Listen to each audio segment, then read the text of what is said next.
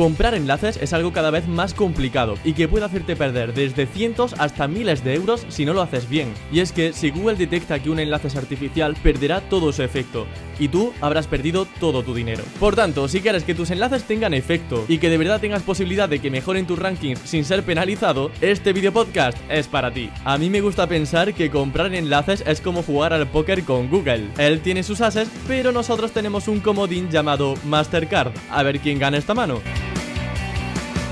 La primera advertencia es que el sitio web donde compres el enlace debe tener una visibilidad orgánica creciente. Además de esto, que tenga una visibilidad mínima para que sepas que ese proyecto donde vas a comprar un enlace tiene un índice de visibilidad mínimo. Yo suelo optar por sitios web que tengan al menos 1000 visitas diarias, es decir, unas 30.000 visitas orgánicas al mes. Además de esto, no solamente sería interesante que tuviera una gráfica creciente, sino que además posiciona para palabras clave que están relacionadas con nuestro proyecto. Ya eso sería impresionante, porque significa que para Google ese sitio web es interesante para nuestra temática. El segundo detalle que debes tener en cuenta es la ubicación del artículo, y aquí debes responder una pregunta muy simple, y es: ¿el artículo aparece en la página de inicio de la página web? Es decir, para que el traspaso de autoridad sea el máximo posible, ese artículo patrocinado debe aparecer enlazado desde la home, desde la página de inicio, no en una categoría olvidada que no se enlaza ni siquiera desde el menú. En tercer lugar, evitar signos de spam, y es que si Google detecta que ese enlace ha sido pagado, como te comento, puede que su autoridad se vea reducida a 0. ¿Qué cosas pueden darle pistas a Google de que tu enlace ha sido pagado?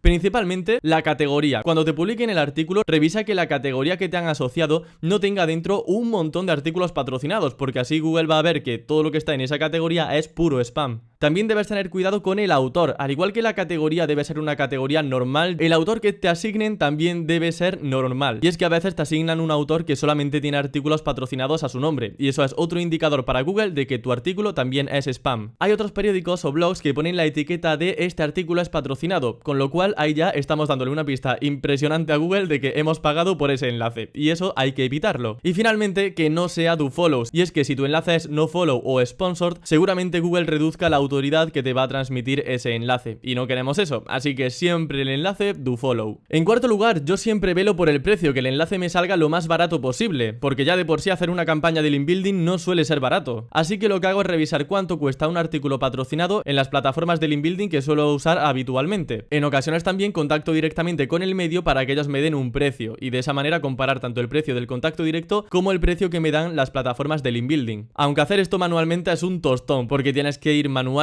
comprobando cuánto cuesta el artículo patrocinado en cada plataforma que se te venga a la cabeza, y es algo muy tedioso y en lo que se pierde bastante tiempo. Así que mi opción favorita es utilizar la herramienta de Bilinco, y que además son patrocinadores, aunque no la recomiendo solo por eso, de verdad que es interesante. Y es que en Bilinco puedes registrarte gratis y ver cuánto cuesta un enlace en más de 10 plataformas distintas, y así sabrás de un simple vistazo dónde venden ese enlace más barato, porque el enlace va a ser el mismo lo compres donde lo compres, así que al menos que te gastes el menor dinero posible.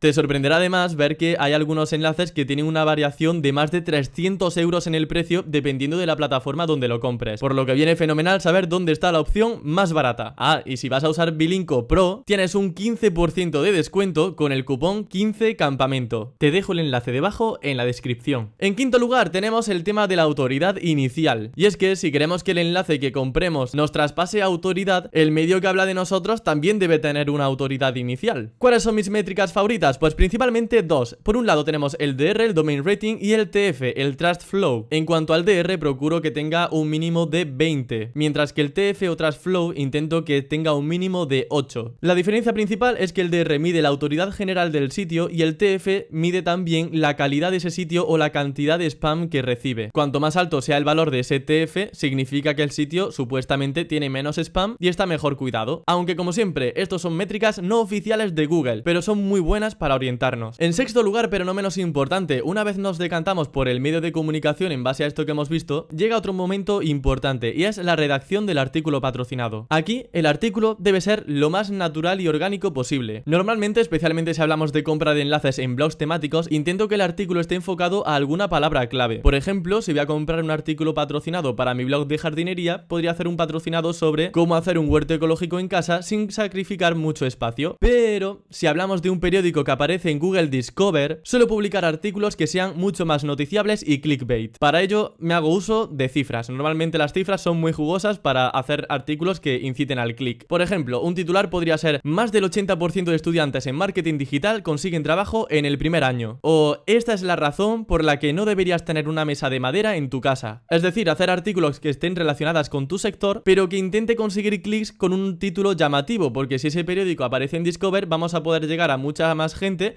y que consigamos tráfico a raíz de Discover. Finalmente, también relacionado con el artículo, no solamente el titular es importante para que esa noticia tenga alguna visita y que más gente también tenga opción a pinchar en nuestro enlace, sino que para otorgar naturalidad hay que seguir las directrices de redacción típicas del medio. Es decir, cuántas imágenes ponen en los artículos y de qué estilo son, si usan titulares cortos o extensos, si normalmente usan negritas en artículos, si suelen usar encabezados, si ponen enlaces internos a otros posts o la longitud de los artículos que suelen publicar. De este modo vamos a dotar de muchísima naturalidad a nuestro artículo. Y si el autor del post va a ser un autor normal del medio, dile simplemente que escriba como suele escribir de forma general sus noticias. Entramos en la recta final con el séptimo consejo y tiene que ver con el anchor text o con el texto ancla. Cuando empiezo un proyecto, el anchor text que más suelo utilizar es el de marca, porque así desde un primer momento Google va a comprender nuestra marca como una entidad independiente. Imagina que tu web se llama Juguetelandia. Pues gracias a poner enlaces que lleven tu nombre, Google sabrá que existe una empresa así y empezará a poder tenerte como una entidad relevante. Esto además podemos adornarlo de un modo magnífico. Por ejemplo, que el anchor text sea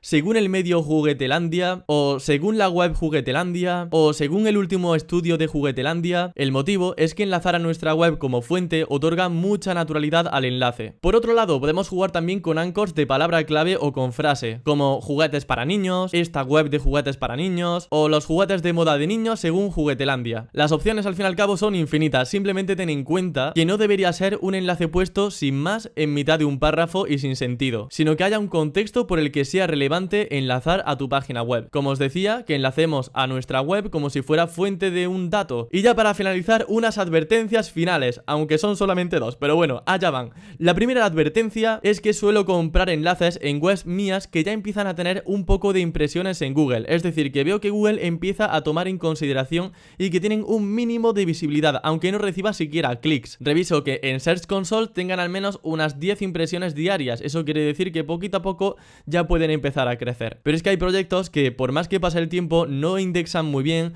o realmente hay dificultades para posicionar y en ocasiones por más enlaces que compres no termina de posicionar. Y aquí es donde entra en juego mi segunda advertencia, y es que si sigues estas recomendaciones y al paso de varias semanas no consigues mejores rankings, comprueba si tienes una competencia feroz como grandes medios de comunicación en tus keywords principales o si deberías priorizar trabajar el SEO on page para que toda la parte de contenido, estructura y experiencia de usuario sea óptimo. Primero debemos tener un buen contenido y ofrecer una buena experiencia de usuario y ya después comprar enlaces, pero no empecemos de la casa por el tejado y lo primero es lo primero, que tengamos todo bien ordenado, con un buen contenido para recibir visitas y que de verdad se sientan satisfechas con lo que tenemos y ahí ya sí empezamos a comprar enlaces. De ahí que os diga también que ese proyecto empieza a tener visibilidad, que seamos conscientes de que a Google al menos un poquito le está empezando a gustar el proyecto. Y si te estás preguntando cuánto hay que invertir en link building para que esto realmente sea efectivo, te puedo decir que yo inicialmente suelo invertir unos 300 euros o 500 euros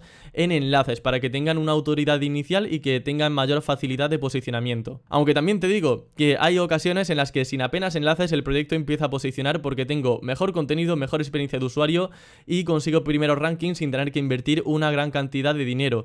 Todo depende de la competencia y de que realmente Google detecte que te mereces esa primera posición. Y hasta aquí los consejos que yo sigo para comprar enlaces o bueno, para colaborar en enlaces por si alguien de Google está viendo este vídeo. Así que nada más, por mi parte me despido. Muchas gracias como siempre por llegar hasta el final de este vídeo podcast y nos vemos y escuchamos el próximo lunes con más contenido SEO para optimizar tu web al máximo. Hasta la próxima. Google siempre dice para posicionar, haz contenido de calidad, pero no sirve, hace falta más, y es que un factor es la autoridad. Hay un secreto